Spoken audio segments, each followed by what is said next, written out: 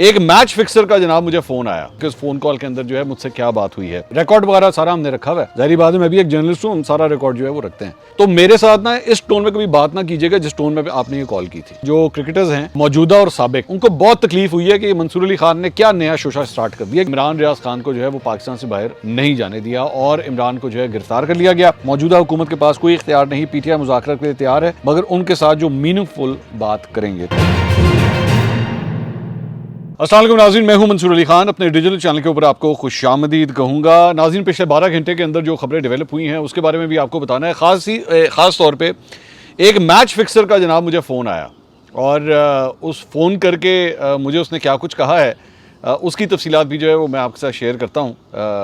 तो एंड तक इस वीडियो को ज़रूर देखिएगा। चैनल को सब्सक्राइब करना मत भूलिए, बेल आइकन प्रेस कीजिए और अगर आपको वीडियो पसंद आए तो उसे लाइक और शेयर जो है वो ज़रूर कीजिएगा। सबसे पहले ज़रा कुछ और ख़बरें शामिल कर लें, उसके बाद ये जो बड़ी स्टोरी है मैं इसके ऊपर भी आता हूँ कि उस फ़ोन कॉल के अंदर जो है मुझसे क्या बात हुई है।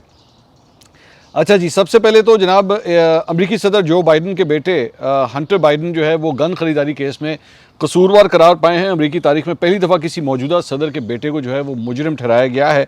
रियासत डेलावेयर की 12 अरकान पर मुश्तमिल जूरी ने हंटर बाइडन को 3 जराइम में मुलविस करार देते हुए अपने फैसले में कहा है कि अमेरिकी सदर के बेटे ने 2018 में मनशियात और हैंड गन से मुतालिक गलत बयानी की थी। अब जारी बात है इसके ऊपर जो है वो ये भी तबसरा और तजिया हो रहा है कि आप देखिए ये होती हैं फंक्शनिंग डेमोक्रेसीज़ कि जहाँ पे एक सिटिंग प्रेसिडेंट का बेटा जो है वो भी कानून से बालातर नहीं है और अगर उसको सज़ा होनी है तो उसको सज़ा होनी है और उसको हो जाएगी सज़ा, उसे कोई रोक नहीं सकेगा। लेकिन हमारा मुल्क जो है वो ऐसा है कि यहाँ पे आप सोच भी नहीं सकते कि इक़्तिदार के ऊपर बैठे हुए अफराद जो हैं उनके ख़ानदान वालों को जो है आप किसी तरह हाथ भी लगा के देखें, ये पॉसिबल नहीं है। तो लेकिन बात वही है ना कि ये स्टेज जो है ना वो वक्त के साथ आती है। डेमोक्रेसीज इन्वॉल्व होती हैं, आहिस्ता आहिस्ता इवॉल्व होते यहाँ तक पहुँचती हैं।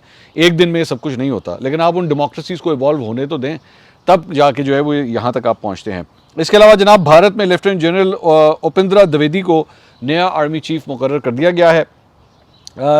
उपेंद्रा द्विवेदी 30 जून को अपना चार्ज संभालेंगे और द्विवेदी जो हैं इस वक्त vice chief of army staff हैं और वो 30 जून को मौजूदा आर्मी चीफ जनरल मनोज सी पांडे के ओहदा छोड़ने के बाद जो है वो चार्ज संभालेंगे। पांडे साहब जो हैं इनको जनाब एक एक्सटेंशन दी गई थी इलेक्शंस की वजह से 1 महीने की, वरना इन्होंने पहले ही रिटायर हो जाना था। तो अब जो है वो ये एक नए आर्मी चीफ जो है आ गए हैं। लेकिन आप नोट करें कि यहाँ पे नए आर्मी चीफ के आने के ऊपर जो है एज सच कोई बड़ी कंट्रोवर्सी नहीं हुई, ना तो मुख्तलिफ नामों के ऊपर जो है वो कोई बहस मुबाहिसे हो रहे थे और ना ये कहा जा रहा था कि जनाब एक्सटेंशन मिलनी है, एक्सटेंशन नहीं मिलनी। अगर एक्सटेंशन मिली भी तो सब ने कहा कि हाँ ये जायज़ एक्सटेंशन बनती थी क्योंकि इलेक्शंस थे और इलेक्शंस के बाद जो है वो ये फ़ैसला जो है वो आगे तक जो है वो मौखर कर दिया जाए।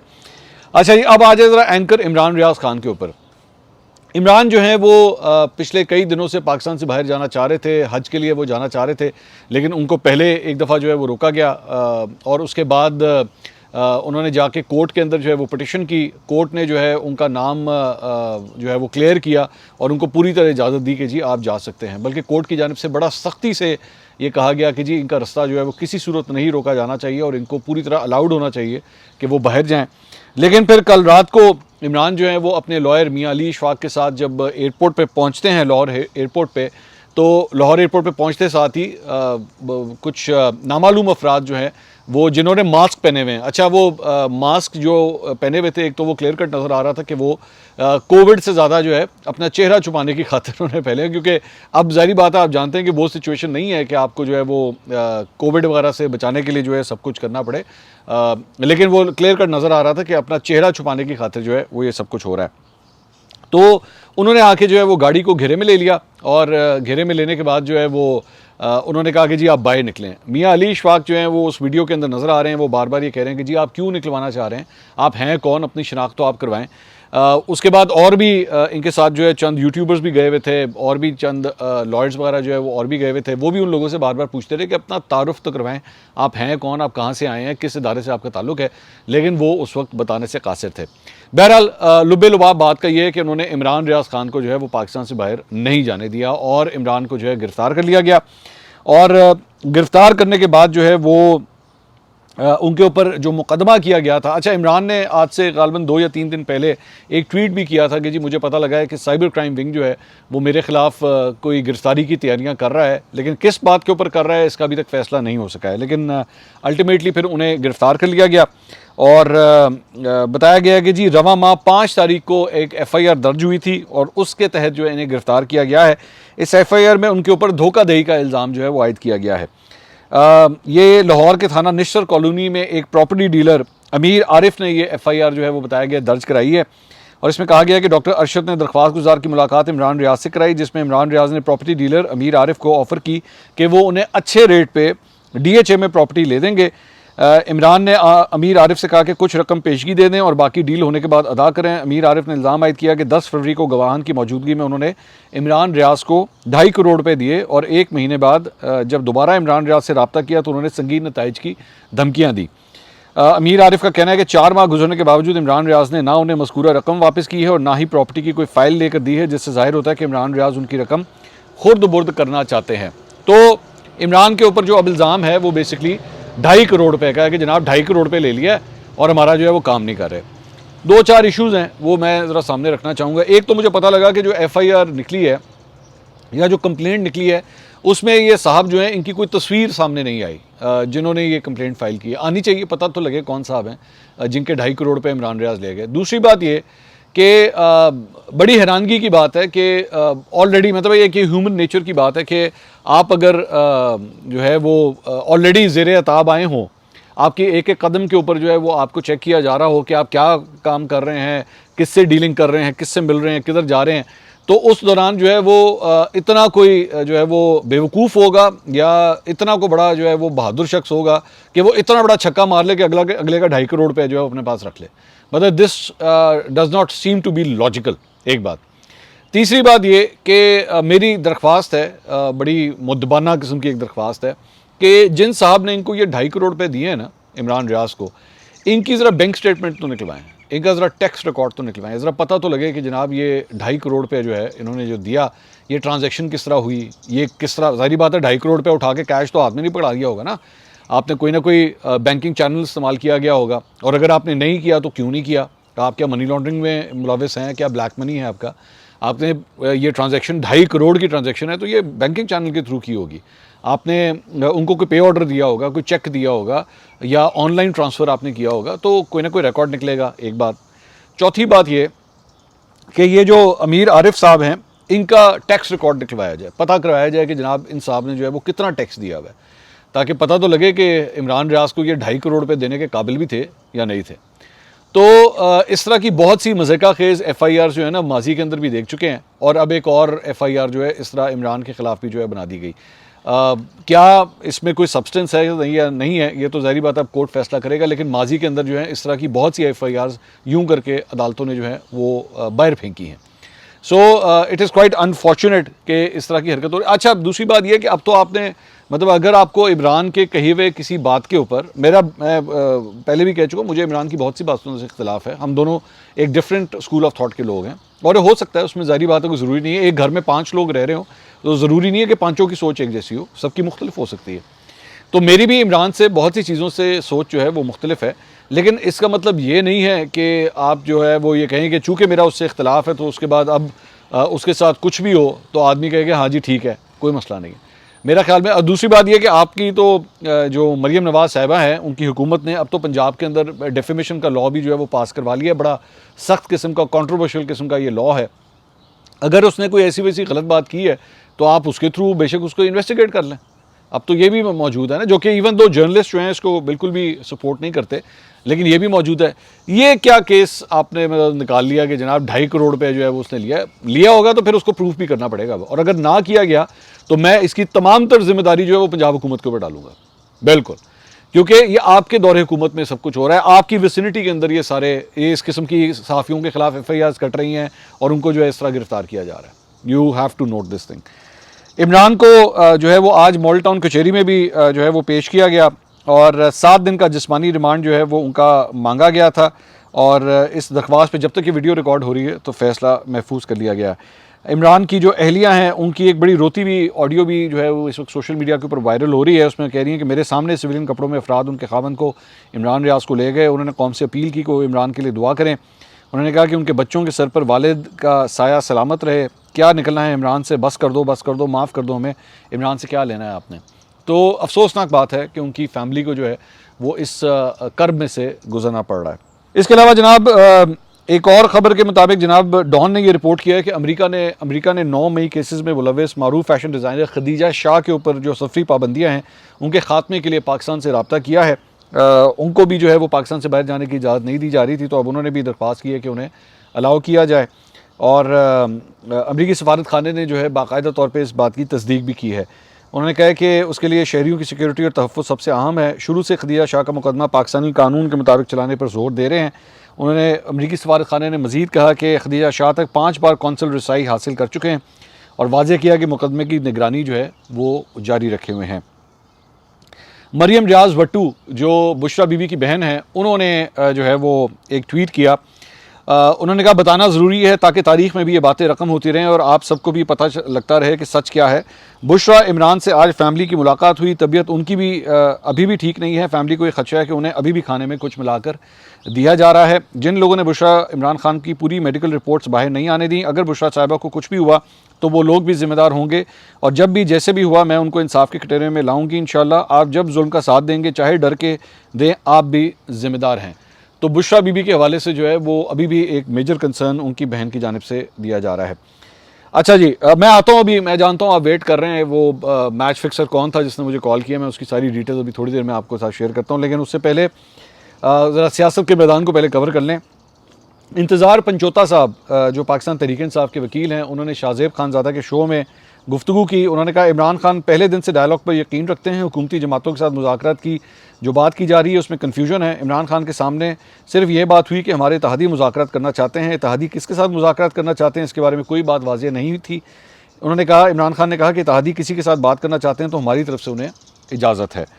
इसके अलावा उन्होंने कहा मैंडेट की वापसी और असीरान की रिहाई बहुत पहले से हमारे मुतालबात हैं। 8 फरवरी को अवाम ने हमें मैंडेट दिया लेकिन उसे चोरी करके किसी और को दे दिया गया।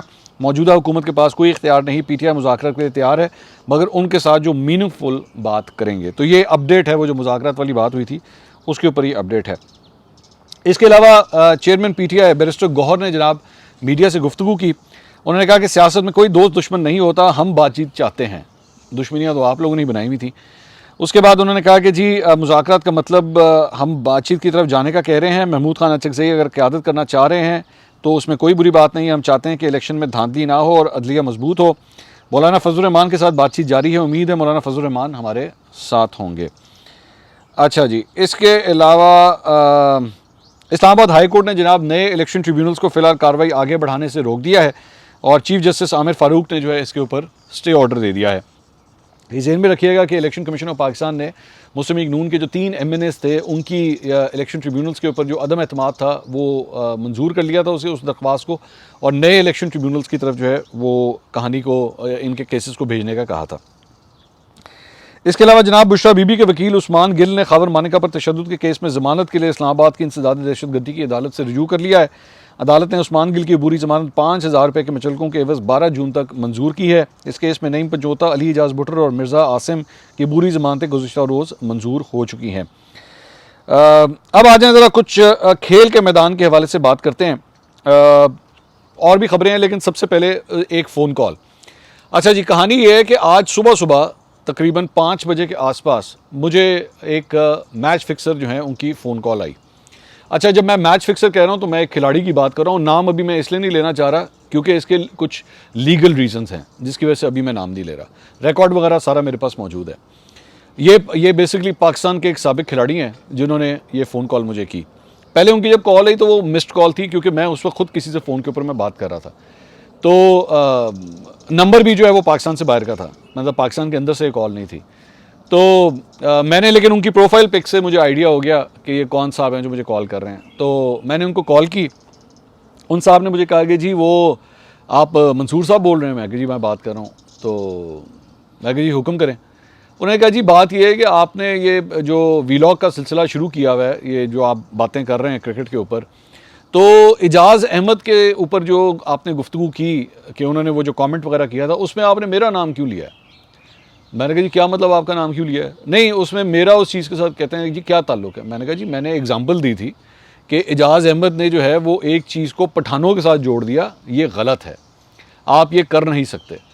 तो आपने, मैंने कहा जी मैंने ये कहा था कि पाकिस्तान के अंदर जो 3 मैच फिक्सर्स पकड़े गए थे उस केस के अंदर, उसके अंदर जो है वो तीनों जो हैं वो पंजाबी थे। तो अब हम ये तो नहीं कह सकते कि पंजाबी सारे मैच फिक्सर्स होते हैं, ये तो नहीं कहा जा सकता ना। तो मैंने कहा जी मैंने इस कॉन्टेक्स्ट में जो है वो ये बात कही थी। तो उन्होंने कहा कि नहीं, लेकिन आपको ज़रूरत क्या थी ये बात करने की? मैंने कहा जी क्या मतलब ज़रूरत क्या थी बात करने की? मैंने कहा आपने मैच फिक्सिंग नहीं की हुई, आपने की हुई है ना? तो उन्होंने कहा हाँ तो की है। तो मैंने कहा क्या मतलब तो, ये तो से क्या मुराद होती है? तो मैंने कहा आपने मैच फिक्सिंग की है और ये सारी ज़िंदगी आपके साथ चिमड़ी रहेगी ये चीज़। तो अब आप, मेरे ख्याल में काफ़ी हद तक तो आइडिया आपको हो गया होगा कि वो जो 3 मैच फिक्सर्स थे उनमें से एक की मैं बात कर रहा हूँ। तो मैंने कहा जी अगर आपने की है तो उस, मैंने तो सिर्फ जिक्र किया है, उसमें ऐसी कौन सी बात है? उन्होंने कहा तो क्या मैंने अकेले ने की है? मैंने कहा मैंने आपके अकेले का नाम नहीं लिया, मैंने बाकियों की भी बात की। उन्होंने कहा नहीं नहीं, मैं उन 3 की बात नहीं कर रहा, मैं तो बाकी प्लेयर्स की भी बात कर रहा हूँ।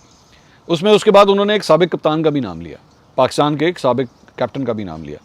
तो मैंने कहा जी मेरे पास तो कोई कोर्ट ऑर्डर नहीं है जिसमें इनको जो है या बाकी क्रिकेटर्स को जो है वो मैच फिक्सर डिक्लेयर किया गया हो। अगर आप कहना चाहते हैं कि वो मैच फिक्सर है, मैंने कहा जी आप मुझे ये मैसेज भेज दें लिख के या अपनी ऑडियो भेज दें, मैं कह दूंगा कि जनाब आप जो है वो एक साबिक कप्तान के बारे में या बाकी क्रिकेटर्स के बारे में ये कह रहे हैं कि वो भी मैच फिक्सर्स हैं। तो उन्होंने कहा बहरहाल लेकिन ये कोई बात नहीं बनती थी, आपने क्यों मेरा नाम लिया? मैंने कहा जी मेरी बात सुने, आपने मैच फिक्सिंग की हुई है और ये मतलब पत्थर के ऊपर लकीर बात है, इसमें कोई डिनाइंग नहीं है, आपको सज़ा हुई हुई है, ठीक है? और आपने पाकिस्तान का नाम डुबोया हुआ है, आपने पाकिस्तान के नाम के ऊपर आप एक धब्बा साबित हुए थे, तो इसलिए कोई डिनाई नहीं है। और मैं कहा दूसरी बात एक और कि जो कॉन्टेक्स्ट था ना बात करने का, मैंने कहा आप भी एक बड़े हम्बल बैकग्राउंड से तशरीफ़ लेकर आए थे। मैं कहा लेकिन वाह पैसा छापा आपने, वाह पैसा छापा। उसके बाद में पता लगा कि जनाब आप मैच फिक्सिंग में भी पकड़े गए हैं। तो मतलब ये ज़रूरी नहीं होता कि अगर आप हम्बल बैकग्राउंड से आए हैं तो इसका मतलब है कि आप डिसिप्लिन नहीं हो सकते, या अगर आपका केपी से या फार फ्लंग एरिया से ताल्लुक़ है या इंटीरियर केपी से ताल्लुक़ है तो इसका मतलब है आप में डिसिप्लिन नहीं होगा।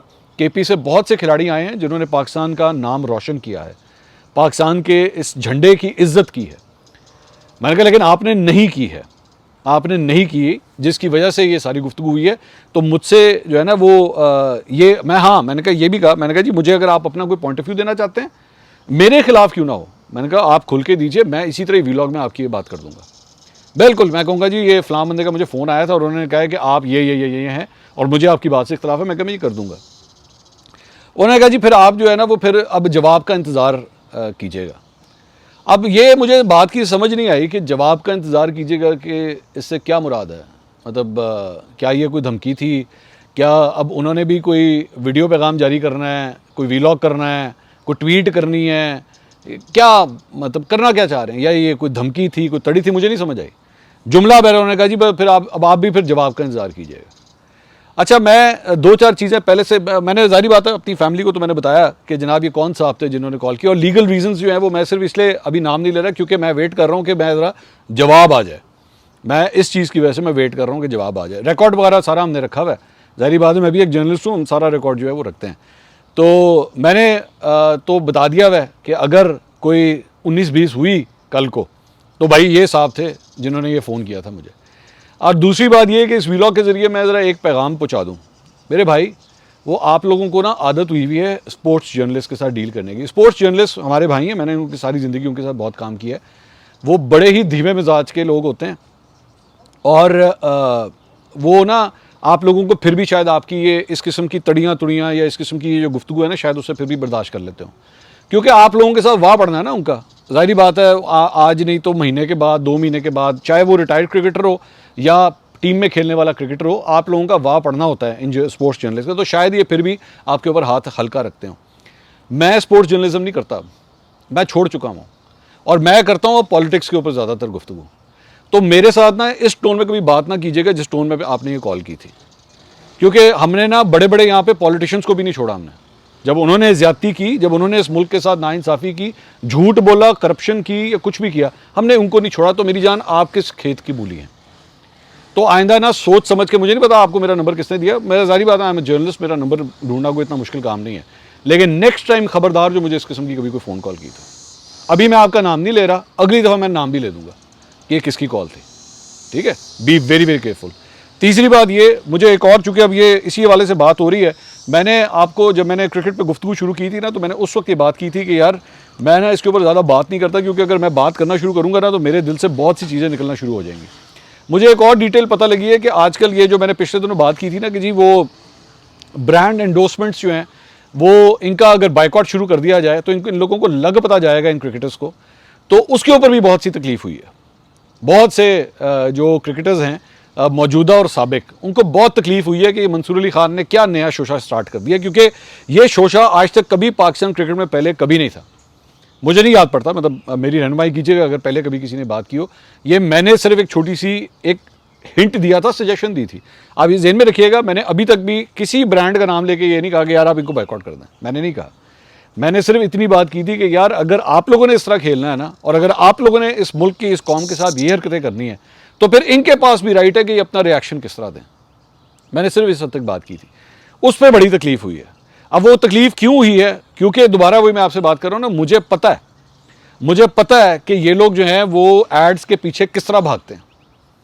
एड्स के पीछे ये जो इश्तिहार चलते हैं ना मुख्तलिफ मल्टीनेशनल कंपनीज के, उसके पीछे ये क्यों भागे हुए जाते हैं कि ये मुझे मिल जाए, ये मुझे मिल जाए, फलां बड़ी कंपनी का इश्तिहार मुझे मिल जाए, टेलीकॉम कंपनियों के इश्तिहार मुझे मिल जाए। अब से नहीं है, ये मत समझिएगा मैं इन क्रिकेटर्स की बात कर रहा हूँ सिर्फ, कि जो आज टीम में खेल रहे हैं, 20, 25, 30 साल से मैं बात कर रहा हूँ, और ये सारे एक दूसरे पर नज़र भी रखते हैं। ये भी मैं आपको बता दूँ, अच्छा उन्हें 2 करोड़ पे ले लिया, अच्छा उसने 4 करोड़ पे ले लिया, उसने 1 करोड़ में किया, उसने 1.25 करोड़ में किया। कई ऐसे हैं, मैं सबकी बात नहीं कर रहा, प्लीज़ मैं एक बात क्लियर कर दीजिएगा, इनमें से कई ऐसे नाम हैं जिनको ये भी मार्केट के अंदर पता है, उनको मुफ्त खाने की इतनी आदत हो जाती है, ठीक है। रेस्टोरेंट्स में जाएंगे, बिल देना का दिल नहीं करता, किसी जगह पे जाएंगे इनका दिल करेगा वहाँ से मुफ्त चीज़ उठा लेंगे, इनको इस चीज़ की भी लत लग जाती है। चंद को, दोबारा मैं कह रहा हूँ, मैं सबकी बात नहीं कर रहा। तो इस पर बहुत तकलीफ हुई हुई है, बहुत तकलीफ हुई हुई है कि जी मंसूर ने जो है ये क्या नया शोशा छोड़ दिया। You perform well, respect this country, play the way this game has to be played.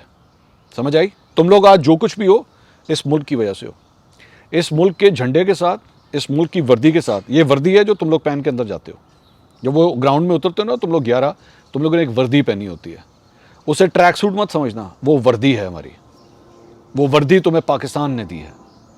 इंसान के बच्चों की तरह क्रिकेट खेलें, कोई आपके खिलाफ कोई कुछ नहीं करेगा, हम आपको खुद इज्जत देंगे। आप इश्तिहार लें, हमारी तरफ से 10 इश्तिहार लें, शैम्पू बेचें, जूते बेचें, कपड़े बेचें, एनके बेचें, जो मर्जी बेचें, पाकिस्तान को बेचने की अगर कोशिश की, आप लोगों को लग पता जाएगा। बस मैं इतनी बात कहूँगा। अगली वीडियो में आपसे दोबारा मुलाकात होगी। अल्लाह हाफ़िज़।